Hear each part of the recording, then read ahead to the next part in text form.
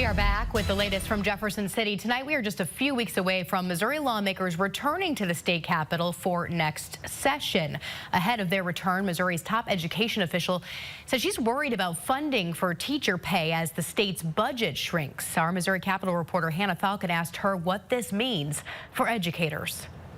In 3 weeks, Jefferson City will once again be bustling with lawmakers as they decide which policies will affect the future of Missouri. With about 150 bills already filed on the topic, lawmakers are sure to discuss K-12 education at length. Are we going to stagnate in growth? The passage of an expansive education bill this year came with a big price tag, one that has people like Matt Michelson with the Missouri Teachers Association worried about funding. We have growth in current programs, and if we're not seeing growth in the economy, where are those cuts going to come from? And we know in the past, many of those cuts have come from K-12 transportation and even the foundation formula. One of the things that new law promises is a starting salary of $40,000 for teachers. That starting salary briefly changed Missouri's status as the lowest paying in the country, but only if the state can keep up with it. One of the things is that we absolutely have to be able to fund our schools to where we can maintain that salary. Department of Elementary and Secondary Education Commissioner Carla Esslinger is prepared for her first state legislative session in a new position.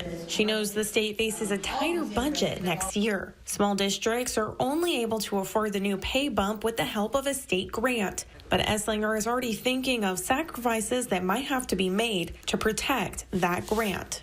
If we're not funded adequately, then obviously we're not going to be able to do that. And so other areas will probably have to be put aside or not fully funded.